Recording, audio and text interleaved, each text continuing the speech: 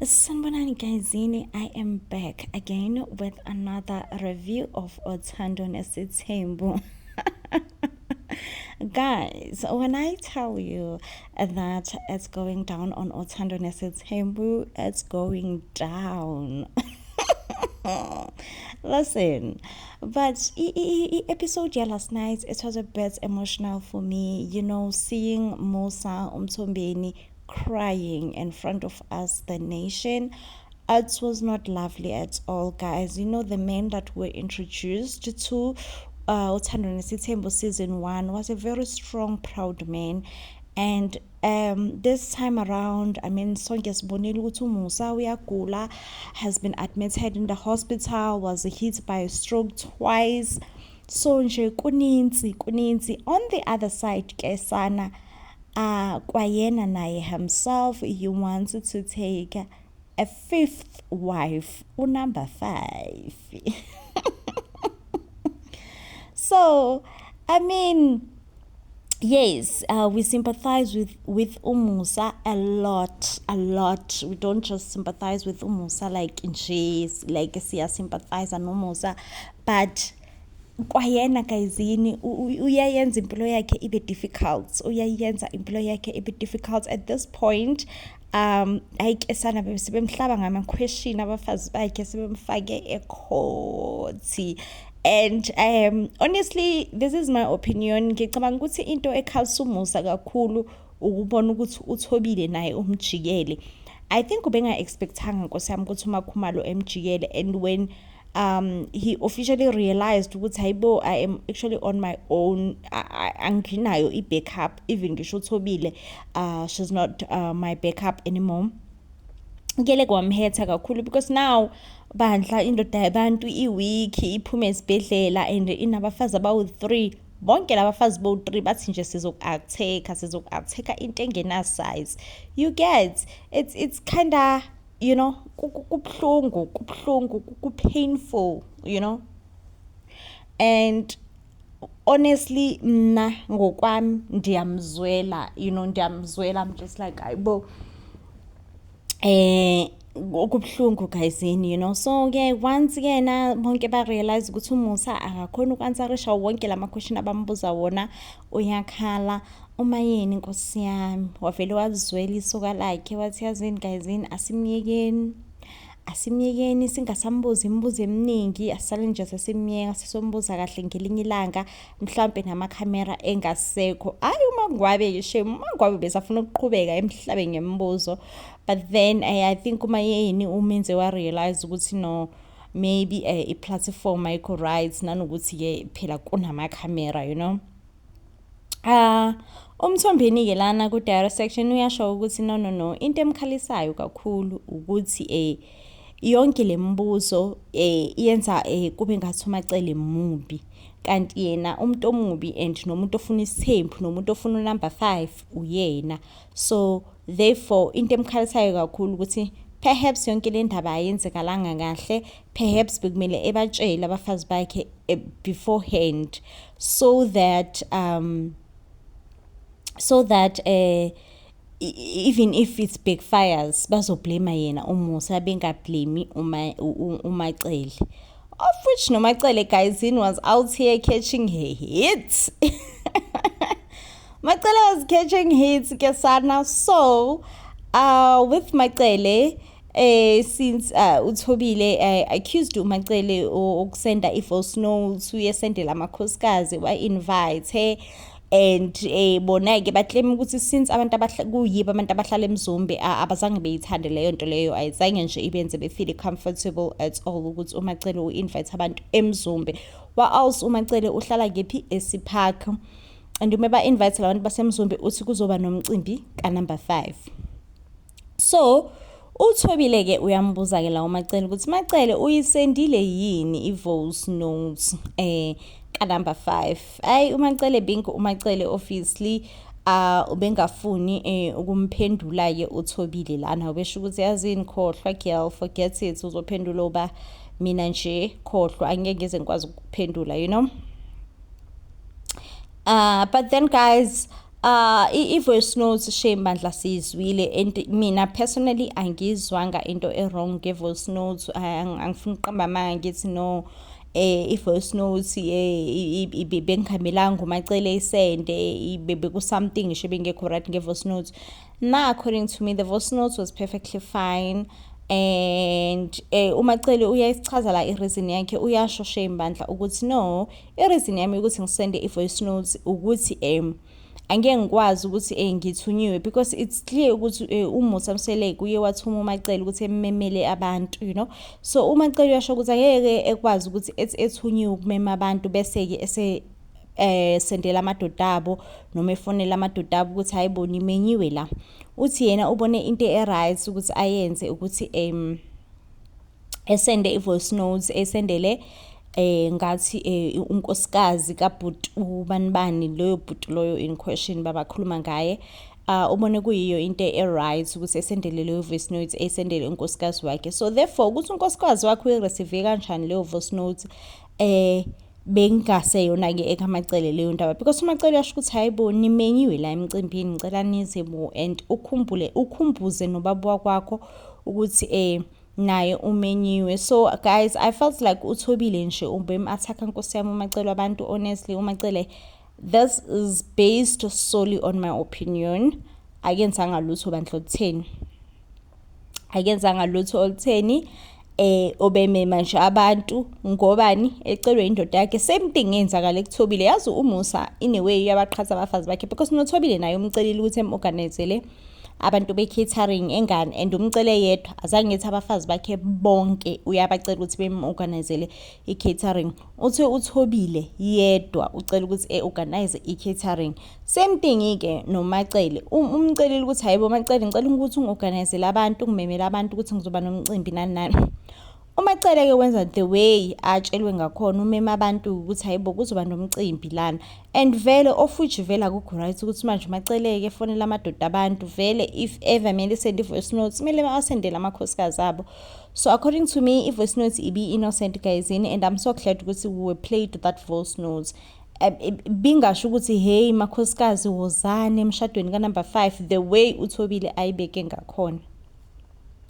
So-ke guys, iyaphela-ke leyo meeting-ke. Nango-ke futhi umacele guys, umacele-ke lana uyadecide ukuthi yazini awuthi ngcono ngikhiphe indoda yami ngiyise ngikhiphe sibe out guys. Yazini uMusa ukuthi kahle kahle his health is just weak, okay? He is not in good shape at all, not in good shape, okay? It's evident, we can see even when he is going out on dinner dates with umacele, he looks sick, he looks unwell, okay? He's being driven by umacele, ubanjwe isandla ngathi ingane encane na-5 ukuthi hayibo indlela ilana nje, like akukho right. Like you can tell ukuthi yazini here it's bad, here it's horrible, it's horrible, it's seriously bad, you know. So finally they arrive on a dinner table, or they were going to have lunch, something of that nature. When they were there, so therefore they ordered their drinks, you know, and we saw ukuthi uMusa Mseleki now eats a lot of green things, okay? I think it's trying to just stay healthy, eat healthy, be a healthy person at this point. So Musa has ordered something greeny smooth, you know, you name it, but it's green.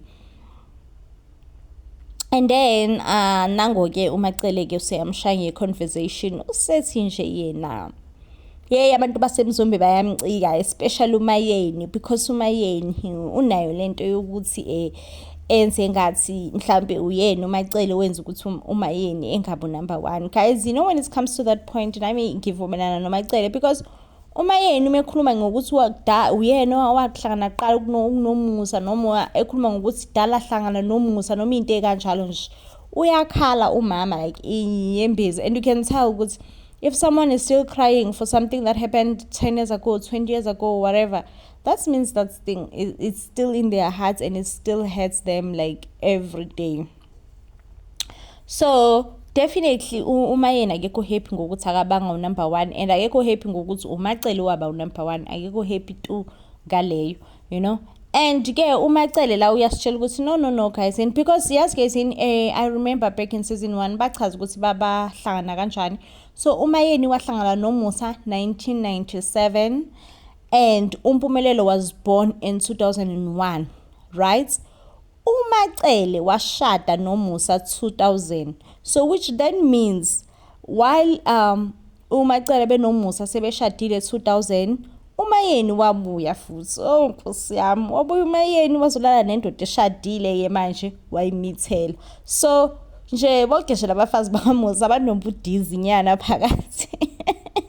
Akekho nje right, akekho engathi ayilona ngiyamkhulumela right useqinisweni, no, because if uMpumelelo was born in 2001 yet uMusa ngo-2000 wayeshada noMayicele, which then makes uMayeni a bad person guys. I-ex means ishadile nje, which means i-ex isimove on, respect ukuthi i-ex yakho isimove on, ishiye kanjalo.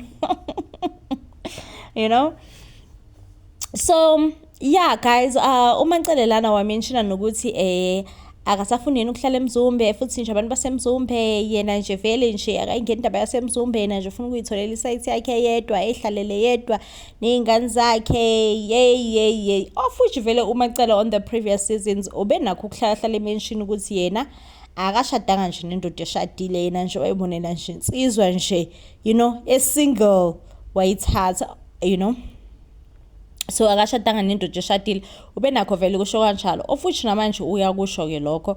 And then this makes me understand ukuthi kahle bonke labafazi boba u3, uMangwabe, uThobile, uMayeni bebelwela ukuthi unumber 5 egcineni kosuku uzohlala nabo eMzumbe, while uMayeni ehleli yepi eSipark, and uMayeni huyo omore welcoming ku number 5, forgetting ukuthi number 5 kumele ezohlala eMzumbe nabo. And I'm like it makes sense now. It makes sense guys, and because if uMacele indeed she's just welcoming to number 5, akamthathe ku number 5 ethi uzohlala naye eSipark, because angeke ke sevumele ukuzothi hey mina ngihlala nomunye umfazi, hey so laba abanye bele bevumeleni bona ukuhlala no number 5.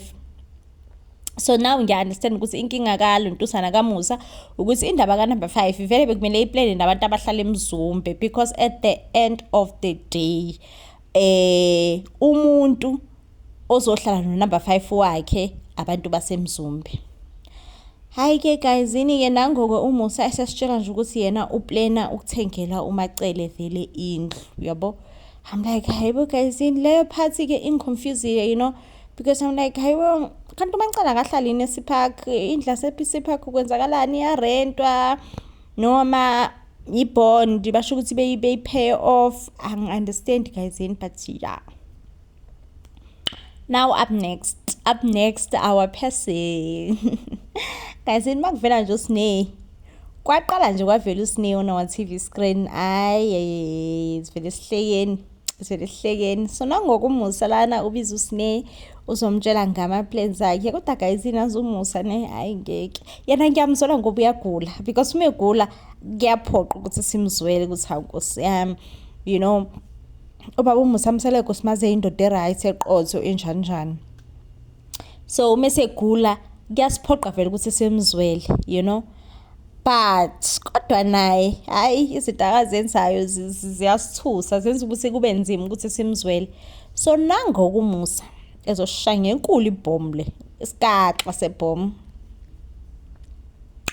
Uthi nje uMusa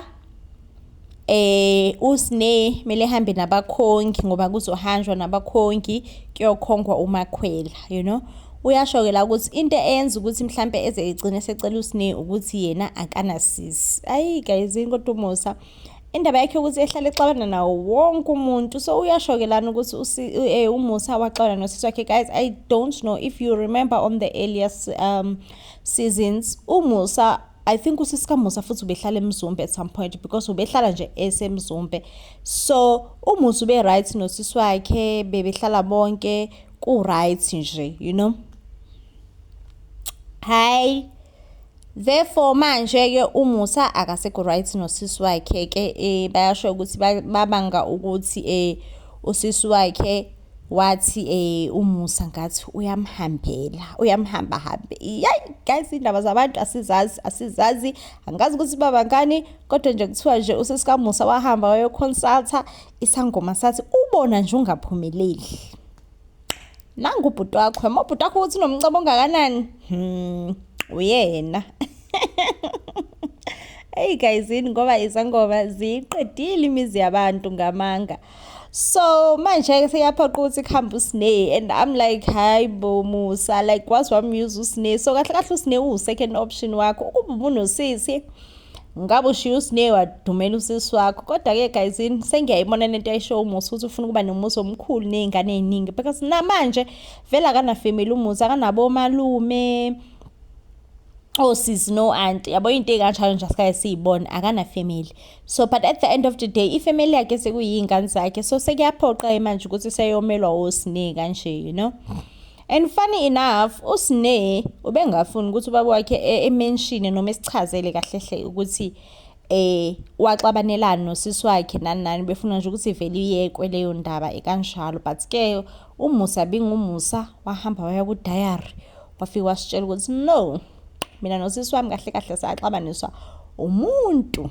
Okay, hayi ke nango kuMusa esesikahle kahle futhi le ndaba ka number 5 kade sesiqalile ukuthi nje sayiqala isinyova.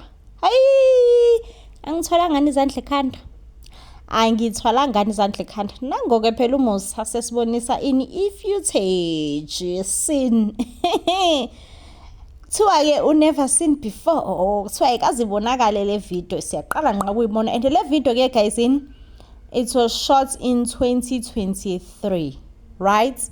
It was shot in 2023.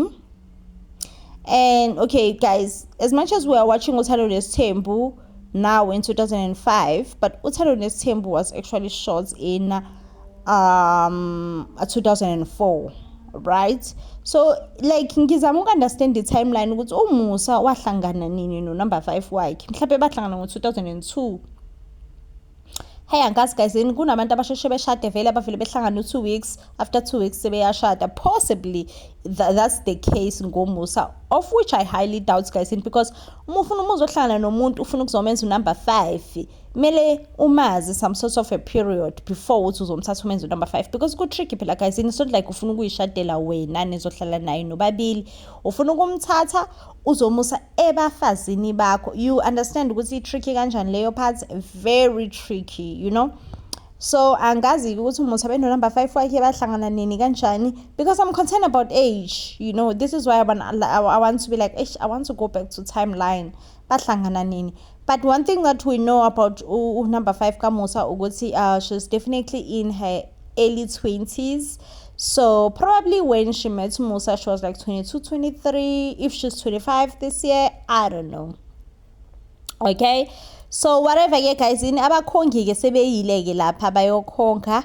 So manje into esele ukuthi nje zivele yishayo iphelele, you know, shaye iphelele zihambe ziye kaMakhwela.